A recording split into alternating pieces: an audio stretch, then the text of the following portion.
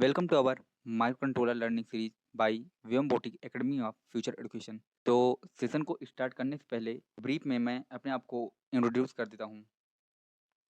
This is my profile. My name is कौशल पटेल।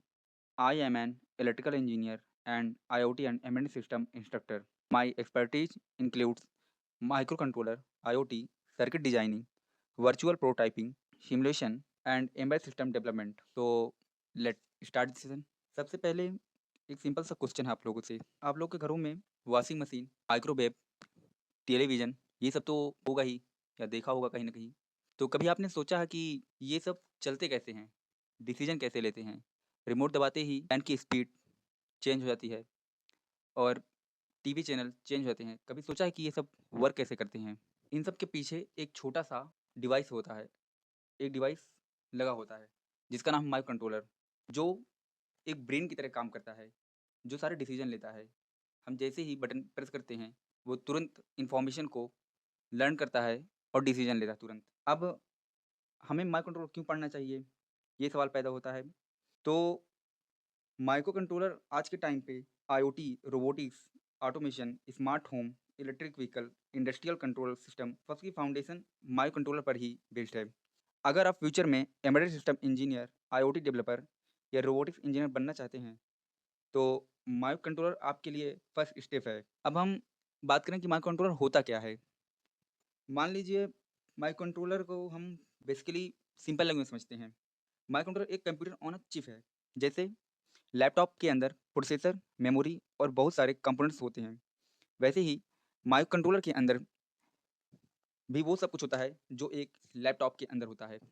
इसमें एक chip छोटी सी होती है, उसके अंदर ही सारे कंपोनेंट्स होते हैं। CPU, memory, input output ports, ये सारी चीज़ें इसी के अंदर होती हैं। अब हम एक रियल लाइफ एग्ज़ाम्पल ले लेते हैं। मान लीजिए आपके रूम में ऑटोमेटिक वाटर टैंक सिस्टम लगा हुआ है। टैंक फुल होने पर मोटर ऑटोमेटिकली बंद हो जाती है। अब टैंक को कैसे पता चला कि पानी भर गया है? सेंसर ने सिग्नल दिया, माइक्रो कंट्रोलर ने उस सिग्नल को प्रोसेस किया और मोटर को ऑफ कर दिया। यानी सेंसर ने इन्फॉर्मेशन दी, माइक्रो कंट्रोलर ने डिसीजन लिया और मोटर ने एक्शन परफॉर्म किया। यही एक्चुअल रोल होता है माइक्रो कंट्रोलर का। अब हम बात करते हैं माइक्रो कंट्रोलर का इवोल्यूशन कहाँ से हुआ, इसकी हिस्ट्री क्या है, ये वर्क कैसे करता है। तो उस पे हम एक नज़र डाल लेते हैं। 1971 में टेक्सास इंस्ट्रूमेंट्स के इंजीनियर गैरी बून और माइकल कैक्रोन ने पहला कॉमर्शियल माइक्रो कंट्रोलर डेवलप किया। उसके बाद 8051, PIC, AVR और ARM बेस्ड कंट्रोलर्स आए और आज हम IoT और AI इनेबल डिवाइस तक पहुंच चुके हैं। यहाँ पर आप एक इमेज देख सकते हैं। ये फर्स्ट डेवलप माइक्रो कंट्रोलर है, TMS 1000 NLL, जिसे टेक्सास इंस्ट्रूमेंट्स ने डेवलप किया था। ये कंपनी के नेम है और इसमें इंजीनियर्स के नाम लिखे हैं गैरी बून और माइकल कैक्रोन। अब इसके इवोल्यूशन की बात करते हैं कि ये आज प्रेजेंट में क्या है।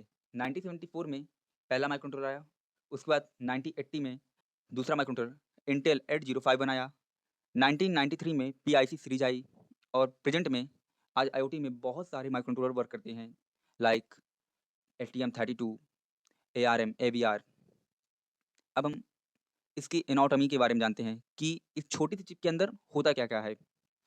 यहाँ पास आप देख सकते हैं, इसके मेन 3 पार्ट्स होते हैं, the CPU, memory, input and output ports. यहाँ पर नीचे इमेज लगी है, आप इसमें डिफरेंट टाइप्स के इसके पार्ट्स दिखते हैं, ADC, clock, RAM, CPU, ROM, input and output ports, DAC। CPU को हम ब्रेन कह सकते हैं, ये कैलकुलेशन करता है और डिसीजन लेता है। दूसरा है मेमोरी, जैसे हम अपनी मेमोरीज स्टोर करते हैं, वैसे ही माइक्रो कंट्रोलर भी डेटा और प्रोग्राम को मेमोरी में स्टोर करता है। तीसरा है इनपुट एंड आउटपुट पोर्ट्स, इन्हें हम बॉडी नर्व्स की तरह समझते हैं। ये बाहर की दुनिया से कम्युनिकेशन करते हैं। सेंसर से डेटा लेना और LED या मोटर को कंट्रोल करना इन्हीं पार्ट्स का काम होता है। अब हम बात करेंगे कि कितने टाइप्स के माइक्रो कंट्रोलर होते हैं। यहाँ पर basically 3 types micro controller define किए गए हैं, based on bit size, based on architecture, based on memory configuration. Based on bit size की बात करें तो 8 bit, 16 bit, 32 bit. Based on architecture में हार्वर्ड आर्किटेक्चर और von Neumann architecture. Based on memory configuration में embedded memory, micro controllers, external memory, micro controllers STM32 series. तो 8 bit में यहाँ पर एग्जांपल है ATmega 328 का, 16 बिट में MSP 430 का, 32 बिट में ARM Cortex का। इसके अलावा भी 64 बिट्स का माइक्रो कंट्रोलर होते हैं और बेसिक से शुरुआत करेंगे और ऊपर की ओर जाएँगे, वैसे-वैसे इसके बिट्स बढ़ते जाएँगे। यहाँ पर आर्किटेक्चर में एग्ज़ाम्पल है पीआईसी माइक्रो कंट्रोलर्स। ये जो पीआईसी माइक्रो कंट्रोलर होता है, इसकी एक बहुत ही बड़ी सीरीज़ होती है। इसमें अलग-अलग टाइप के माइक्रो कंट्रोलर होते हैं। यहाँ पर आप देख पा रहे होंगे पीआईसी 50F37A, ये एक सीरीज़ है माइक्रो कंट्रोलर का। इस तरह के बहुत सारे पीआईसी की सीरीज़ होती हैं माइक्रो कंट्रोलर के अंदर, जो अलग-अलग कैटेगरी के लिए होती हैं और अलग वर्क के लिए होती हैं। इस तरह इंटेल 8051 में 8051 और भी 8051 की तरह सीरीज़ होती है, बेस्ड ऑन आर्किटेक्चर के हिसाब से। अब मेमोरी कॉन्फ़िगरेशन देखते हैं, एम्बेडेड मेमोरी माइक्रो कंट्रोलर, इसमें बिल्ट इन रैम और रोम दोनों होता है, फ्लैश। और एक्सटर्नल मेमोरी कॉन्फ़िगरेशन में, इसमें एक्सटर्नल मेमोरी चिप की अलग नीड होती है। और STM32 सीरीज़ में 8051 विथ एक्सटर्नल EPROM। आपने रैम, रोम, EPROM के बारे में तो थोड़ा बहुत जाना होगा या सुना होगा कहीं न कहीं।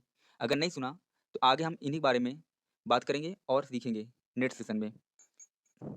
अब हम देखते हैं कि डिफ़रेंस क्या-क्या होता है माइक्रो कंट्रोलर और माइक्रो प्रोसेसर में। कई बार कई स्टूडेंट्स इन्हें एक ही समझ लेते हैं कि दोनों सेम हैं, दोनों में कोई अंतर नहीं है।